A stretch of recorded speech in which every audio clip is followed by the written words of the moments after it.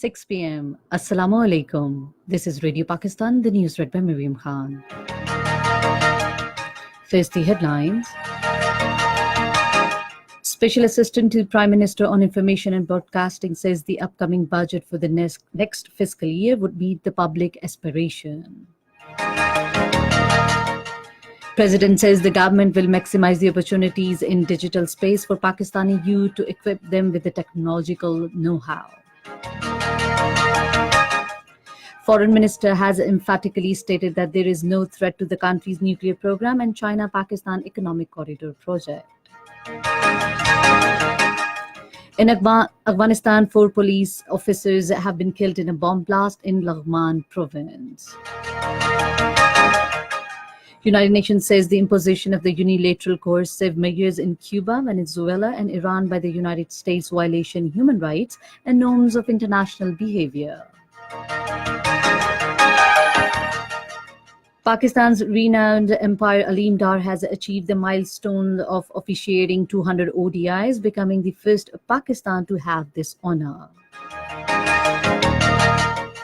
The first one-day international between Pakistan and England will be played at London tomorrow.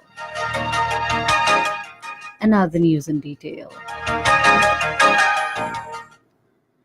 Special Assistant to Prime Minister on Information and Broadcasting Dr. Firdaus Ashik Awan says the next budget will meet the public aspirations and all allied parties will taken into the confidence before the next budget session of Parliament.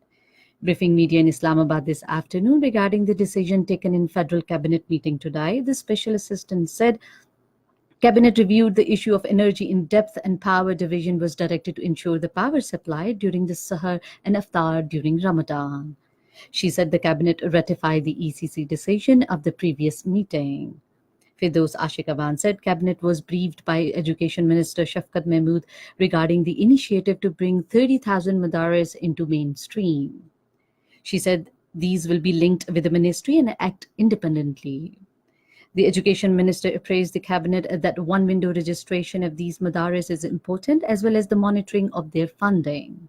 Education Minister would also support and give facilities to foreign students studying in these madaris. President Dr. Arif Alvi says the government will maximize the opportunities in digital space and create the enabling environment for Pakistani youth to equip them with technological know-how. He was talking to Chairman Steering Committee of Pakistan Austria University, Professor Dr. Ataur Rahman, who along with the Chinese delegation called on him in Islamabad today. The president underscored that the fourth industrial revolution trends such as Internet of Things, robotics, virtual reality, and artificial intelligence are changing the way we live and work. Therefore, the government is endeavoring to review the education method to align them with the latest development skills and tools based on technology. Dr. Arif Alvi appreciated the Chinese delegation for establishing the Artificial Intelligence Center of Excellence in Pakistan Austria University of Applied Sciences and University of Karachi. Foreign Minister Shah Mahmood Qureshi has emphatically stated that there is no threat to the country's nuclear program and multi-billion-dollar China-Pakistan Economic Corridor project. Winding up discussion on the adjournment motion in the Senate today, he said there is a national consensus on the nuclear program and the CPEC. The foreign minister also dispelled the impression that the country is heading towards one unit or to the presidential system is being brought in the country. Shah Mahmood Qureshi said that announcing the National Finance Award every 5 years is constitutional responsibility and present government will fulfill it. The foreign minister said the government is seeking an IMF package because of the damage inflicted to the economy over the last 10 years. He said our friendly countries, including Saudi Arabia, China, and the United Arab Emirates, gave the much-needed balance of payment support, but the gap is so huge that we have to go to the IMF to secure economic package. He, however, reminded that the opposition parties that their government in the past also approached the international lender for bailout packages. The Senate was informed today that ML1 will be upgraded from Peshawar to Karachi under China-Pakistan Economic Corridor. Minister for Railways Sheikh Rashid told the House during the question hour that this project will see replacement of existing track with the new one and the installation of new signalling system. He said the feasibility study is being carried out to the revived Peshawar Torkham railway track. He said the feasibility study will be completed in a period of 3 months. Minister of State for Parliamentary Affairs Ali Muhammad Khan told the Senate that the Radio Pakistan and Pakistan Television Network are assets of the country.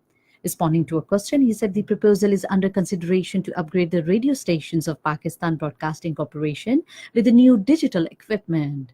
He said an amount of 3 billion rupees is estimated for upgrading of radio stations.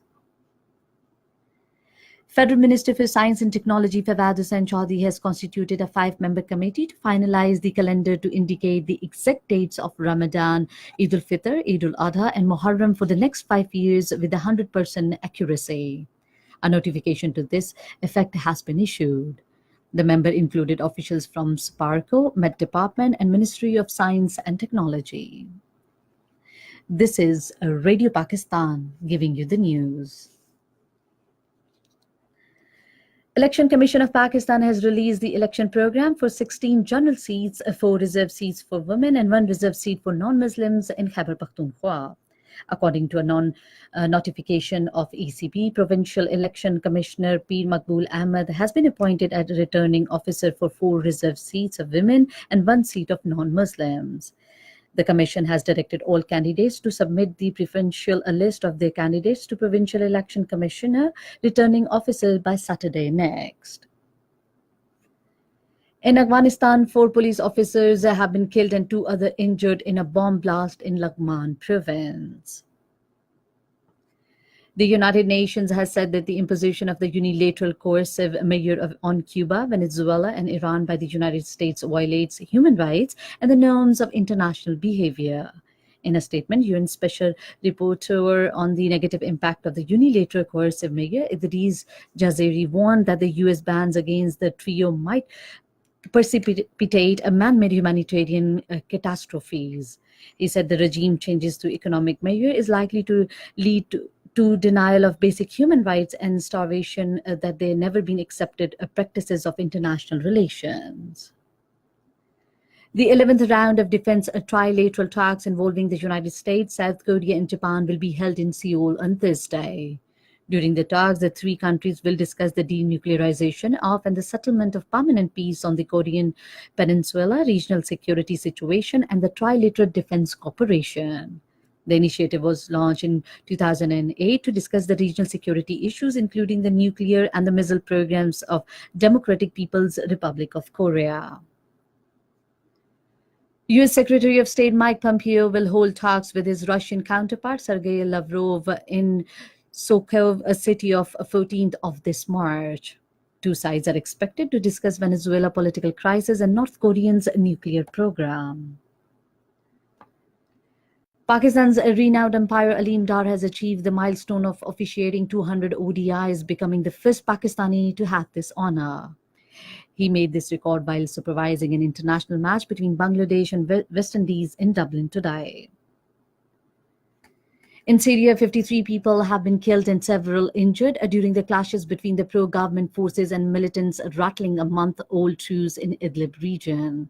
According to the Britain-based Syrian Observatory for Human Rights, clashes ranged overnight around the hilltop in the countryside of Hama province. In Iraq, 3 policemen were killed and another injured when a gunman attacked a guard post near the Kirkuk city. In the first ODI of 5-match series, Pakistan will meet England at London tomorrow. The match will start at 5 p.m. Pakistan Standard Time. And finally, the weather report. Mainly hot and dry weather is likely to prevail in most parts of the country, while very hot in South Punjab and Sindh during the next 24 hours. However, rain with a thunderstorm is expected at isolated places in Kashmir and its adjoining hilly areas. Dust-raising winds are expected in South Punjab in afternoon. And that is the end of the news. For more news and analyses, log on to our website, radio.gov.pk, and also watch live video streaming on the link facebook.com.radiopakistan news official.